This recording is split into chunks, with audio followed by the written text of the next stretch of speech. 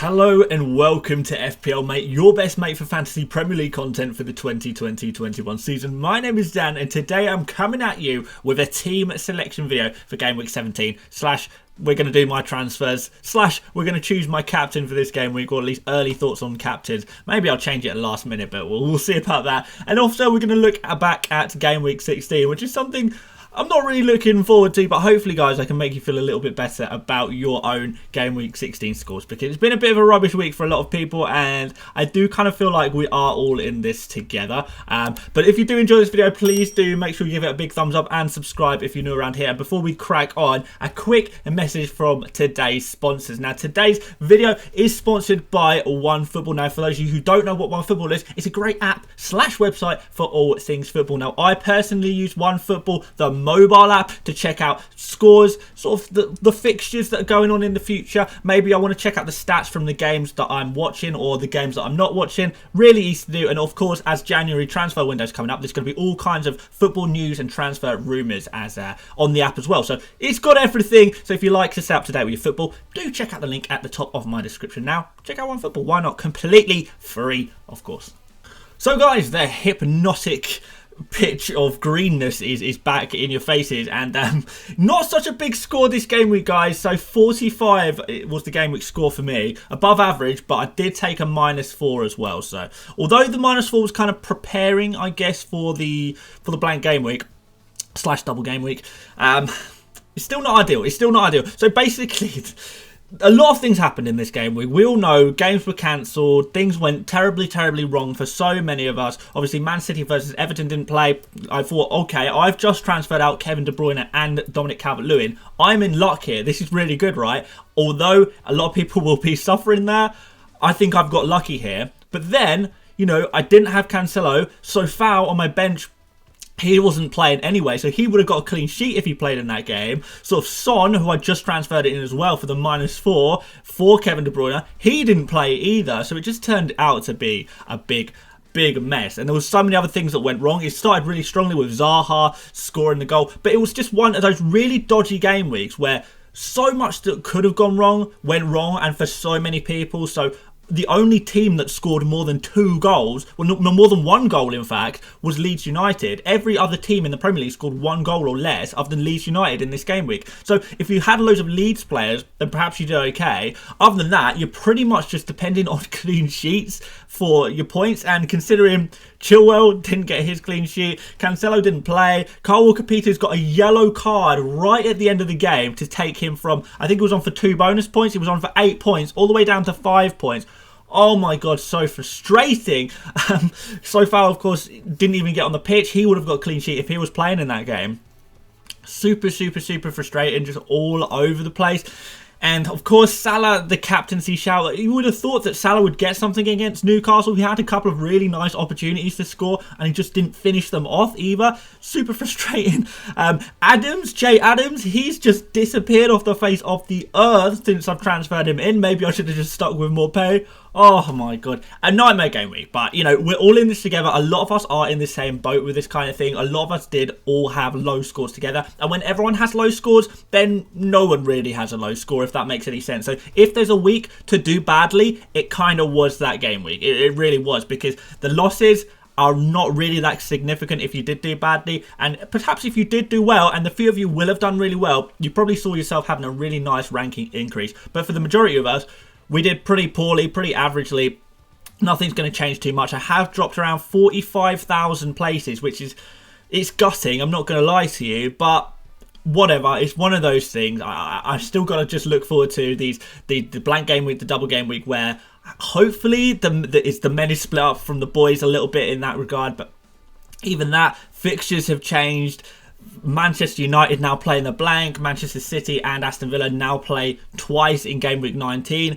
So it's kind of like a lot of the planning that we've been putting in is now being kind of, you know, put to the side a little bit. And people who haven't planned perhaps have got a little bit more of an advantage. But it's a crazy season. We know it's a crazy season. I think we've just got to enjoy it and see how high we can finish. Not put too much pressure on this season, because at the end of the day, it's not a normal season and you can't expect everything to go your way necessarily, but you know, it's fun. You know, for all that's happened, it's been fun so far, and I hope the fun will continue as well. It's just crazy. It's just a crazy season. We probably won't see like one like this ever again, so let's just enjoy the madness, just wallow in it, I guess. So, new pitch, new me, blank canvas. Let's start again and go for game week 17. How are we gonna line up? Well, we're gonna start off in goal with Emi Martinez against Manchester United away. I'm not going to lie to you guys, it's not an ideal fixture, but Aston Villa defensively have been looking phenomenal recently. They've been one of the best defensive teams in the league. Them and Man City, pretty awesome, pretty good. So we're pretty happy about that. So, you know, whether this game goes to plan or not, I'm not sure, but moving forward, I think it could be okay, but for this game week, Martinez, I'm not expecting a great deal. Manchester United, obviously a good attacking team, but we'll see what happens there. Then we've got Chillwell at home against Man City. Now, this one, I put it down as a red fixture, but actually, I don't necessarily mind this fixture too much for Chillwell, just because Man City have not been scoring a lot of goals. Also, they've got a bit of a COVID outbreak in their team, which means there are going to be players missing. Perhaps they're not going to be fully prepared for this game week. I'm not 100% sure, which means there is going to be opportunities for clean sheets in this one. I really do think so. City are struggling to score anyway. If they're lacking a couple of players, maybe they're lacking a bit of fitness in their team. Heavy fixture schedule mixed with not being able to train, mixed with absentees through COVID. You know, perhaps they're not going to be as potent as they possibly could be. So that actually could be okay with Chilwell in the end. So no real concerns there. I'm assuming Chilwell plays, of course. And then moving on to Cancelo against Chelsea. This is a little bit more worrying because although City have been amazing defensively, and, you know, I could see this being either a 0-0 or a 1-0 to either side here. The fact is that there are some big rumours that Cancelo has got COVID himself, and I haven't seen anything for sure yet, but it does look like there is a possibility that, you know, Cancelo is unfortunately ill, and therefore he's going to be out for well, at least this game week. I don't know when he found out he got COVID. I don't know when he's being retested, anything like that quite yet, because it's just rumours at this stage. But if he's not playing this game week, if the rumours are to be believed, then, you know, we're going to have to rely on our bench a little bit, which is kind of not exactly what we want to do, but fine, whatever, we move on. Everyone's in the same boat. It's crazy season. Players are going to get COVID. Games are going to get cancelled. We just got to put up with it, deal with it, and be prepared for it, I suppose. And then moving on to Sofal, away against Everton. I don't actually mind this, because Everton have kind of dropped off a little bit in their attacking stats a little bit. So Dominic Calvert-Lewin has sort of dropped off a little bit. I know he didn't play last game week, and perhaps there's the advantage that Everton had a bit of a rest, maybe that's maybe beneficial for them. You never know, but they're not looking quite as potent as they were earlier on in the season, and their attacking stats do seem to be dropping, which is quite nice to see as a non-Everton owner whatsoever. Which you know, I don't have any Everton players right now. But a lot of people are seeing that and jumping off the Everton sort of attacking players. Defensively, they're actually looking a little bit better, actually. But attacking-wise, not so good right now. So Sofal could easily keep a clean sheet there. He's still creating lots of chances when he is playing. Obviously, he got a nice rest in game week 16. So you would expect him to come straight back into the team in game week 17. So fingers crossed, he just plays easy peasy, maybe get a nice clean sheet as well. I mean, there's enough clean sheets going around right now. I kind of hope I can get a bite of that cherry, you know. And then moving on into midfield, and we've got Mo Salah. Kind of been disappointing recently. 2 blanks in a row. It's not panic stations yet, because he is still getting good opportunities to score. Perhaps, I don't know if I want to call him unlucky, but he's not been 100% at the races the last couple of game weeks.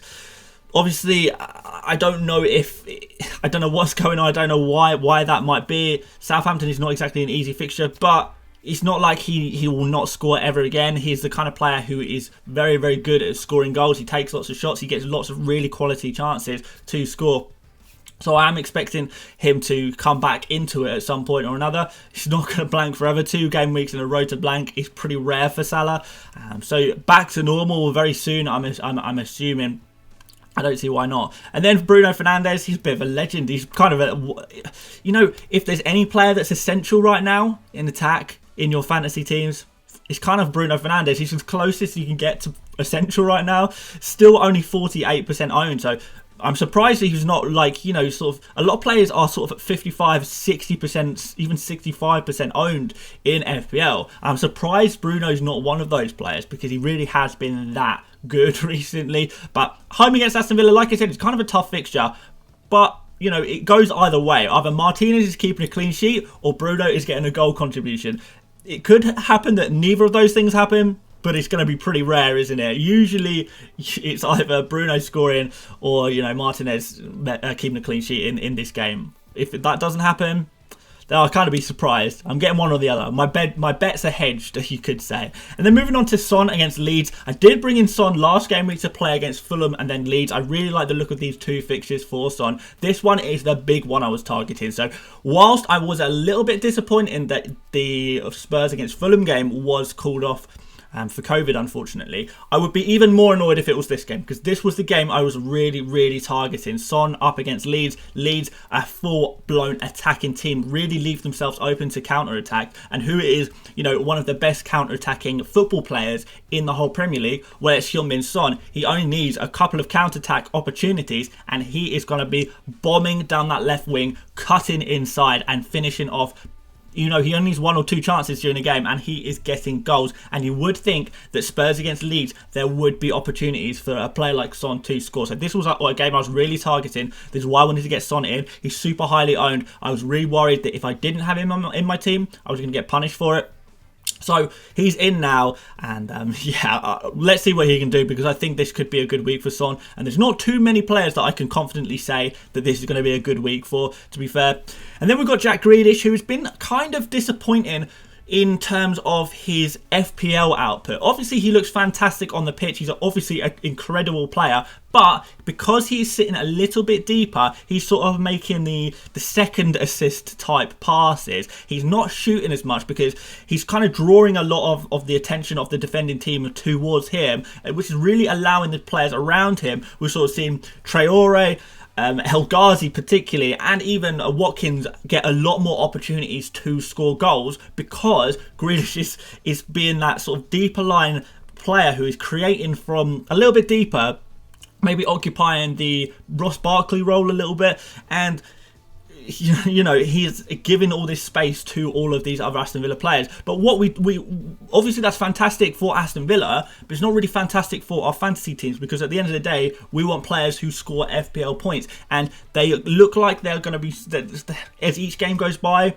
less and less final passes, less and less shots in decent areas particularly. It's kind of disappointing for a Grealish owner in FPL. Plus the fixtures look rubbish as well. Manchester United away, I mean, it's okay, but it's nothing amazing. And then finally Zaha, the neck tattooed legend of the team, home against Sheffield United, which I really like. Really like. I kind of was hoping that I could keep Zaha up until this fixture and then potentially get rid of him. But he's here to play this game against Sheffield United anyway. Could be really nice. He did quite well that last game week, which I was very pleased about. Let's see if he can do anything this game week. I hope so. If anyone's going to score in this game, and Sheffield United have been a bit rubbish this season, you kind of feel like it's going to be Zaha involved in that some way or another. So pretty happy with that. Well, one of the few players for this game week I'm actually relatively confident in. I wouldn't say confident because, you know, when you've got a player that's 7.4 million, they can be a little bit hit and miss. You won't want to be captaining them or anything like that. So don't expect things every game week, but there's a good chance of getting returns here, is all I would say there. And then moving up front, I've got Bamford, one of my new signings. He was actually a kind of a successful new signing, to be fair. DCL to Bamford actually turned out okay, considering DCL would have had 0 points and Bamford 8 points. So that's okay there. Still looking like one of the biggest goal threats in the entire league, just because he gets so many chances. He's getting a few assists somehow as well, by hook or by crook. They are finding their way, aren't they? And you know what? I did originally put this Tottenham away game as a red fixture. I thought, okay, this is a bad fixture really, isn't it? Then I've sort of actually started to look at the stats, and Spurs have dropped off defensively completely. They're actually now in the bottom half of the league for defensive numbers right now. So actually, they're not looking so good at the moment, Spurs, which is kind of disappointing, because I was thinking about how am I going to get some Spurs defenders in maybe. They're kind of dropping off a little bit, Spurs, defensively. Perhaps that's because they've been playing some difficult teams, but Leeds United, in terms of being attacked, Leeds United are a difficult team. They will get a lot of opportunities to score against you. They will all go all out attack against you. So, you know, could be an interesting score. This Leeds against Spurs game is probably the game I'm most looking forward to this game week for sure. I think it's going to be the most entertaining game. But anyway, we'll move on finally to Che Adams. And again, Liverpool at home. Originally, I had this down as a red fixture. But I look at the numbers for defensive. You know, if I'm a defender playing against Liverpool, it's a red fixture. Easy peasy. You know, there's no real worries about that. We know that if you're playing against Liverpool and you're a defender, you're probably going to get some goals scored against you. But in terms of Liverpool's defence, actually kind of looking off the boil a little bit as well. So they're well and truly in the bottom half. And if I was to put this as a red fixture, this would be doing real disservice to teams like Aston Villa, Everton, who actually are looking quite good defensively, Southampton as well. Whereas Liverpool are actually kind of an easier defence to play against right now than some of those teams that I just mentioned. So actually, I think that's not a bad fixture for Che Adams, if only he was in slightly better form, which he's not, unfortunately.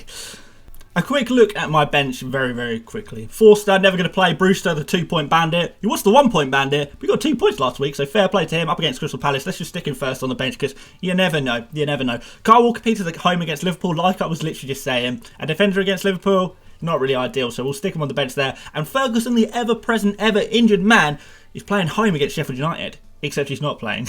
Perhaps if he was fit by now, that would be actually a really nice opportunity to put Ferguson in my team. I mean, maybe I even do start Ferguson, just crossing my fingers, waiting for that 1 in a million chance that Ferguson makes a miraculous recovery, ready to play Sheffield United.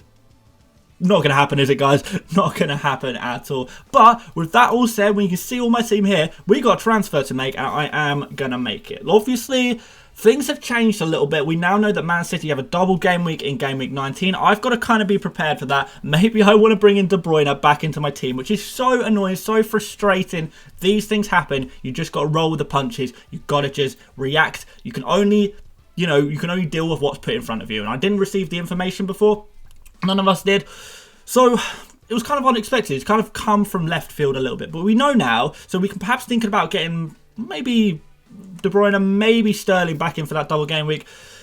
But those are expensive players, and I do want to give myself the opportunity, which means I've got to free up a little bit of money or sacrifice Son. Now, Son plays Sheffield United in game week 19, right? So Son's got to stay, I would say. And then Zaha, who does he play? Is it something like... Oh, actually, I've genuinely forgotten who Zaha plays, but it's not someone good because basically the idea is we're going to definitely transfer out Zaha for game week 19. Now, I'm using my free hit in game week 18, so can't make any transfers next game week. Let's have a quick look at who Zaha's playing. It's Manchester City, but of course it is. I knew I was transferring them out in game week 19. I couldn't remember why. I couldn't remember how bad the fixture was. Obviously, I want to target double game week players only really for game week 19 anyway, so even if his fixture was okay, he would still be going, but Zaha's going to go as well. Son is a player I'd probably rather keep than Zaha. I think that's kind of obvious, so I've got to free up some money to turn Zaha up into like a KDB, potentially Sterling, potentially Mane. I'm not so sure about that one, to be honest, but we need to free up some funds and get enough money involved in the team so we can upgrade Zaha. So where am I going to free up some cash? Well, I'm going to do it by sacrificing Grealish, like I was saying earlier. But he's been playing amazingly, but he's not been playing the right way that I want to see it for an FPL asset. Now, that's just the truth. So Grealish is going to be leaving the team in game week 17, and he's going to be replaced with Rafinha. Rafinha is looking fantastic right now. One of the best options at Leeds. Now, I'm really liking the look of Leeds' attack. They're one of the few teams right now who are actually looking amazing in attack. Their defence, another story completely, and you can argue with me all you like, but the numbers tell you a different story. Over the last 5 games, 6 games, 7 games, whatever you want to say, Leeds have been diabolical in defence. But in attack, amazing stuff. So Bamford is probably the best attacking option there at Leeds. The second best option is Rafinha. So let's pick up Rafinha. They've got double game week in game week 19, which is something I want to target. Leeds are a good team to invest in for the attack for that double game week. Really looking forward to seeing what they do. Rafinha, genuinely a really quality player. I really like the look of him. He's really impressive. I can't believe Leeds have managed to get themselves a player like him. He can score some really nice goals, as we've kind of seen recently. He's really creative as well. So overall, what a fantastic player to own. And although, you know, I've sacrificed Grealish for him, I kind of feel like Rafinha in the double game week, in the game weeks after that, in any pretty much any game, because Leeds are so attacking, there is points here. I freed up all of this money. I can now very much afford to change Zaha to pretty much any player in FPL that I want going into game week 19. I put myself in a really good position here. I can't carry any transfers because I'm free hitting. I have to make some move now. I have to free up the money now or take a -4 in game week 19, which is something that I don't ideally want to do. I think this is looking pretty good. I really do think this is looking pretty good. It's not going to be the best game week. This game week is kind of going to be a game week where I have to sort of be like, okay, let's just get some, if we can get slightly above average as usual, that's fine. And then when we hit game week 18, 19, that's when the big points are gonna hit, which is super, super exciting. But I think we could do okay. Quickly on captaincy, let's go for Son for captain. I think out of the players that you see on the pitch right now, Son looks like the guy, right? He looks like the guy who's gonna really perform in this game week. And then the safety vice captain, I guess we go for Salah. I could go for Bruno Fernandes as well, but Salah is just Salah, isn't he? So we'll keep the vice captain on him and the captain on Son. And I think that looks okay. I'm not gonna lie to you, this is not the most amazing game week. I think it's gonna be another fairly low scoring game week.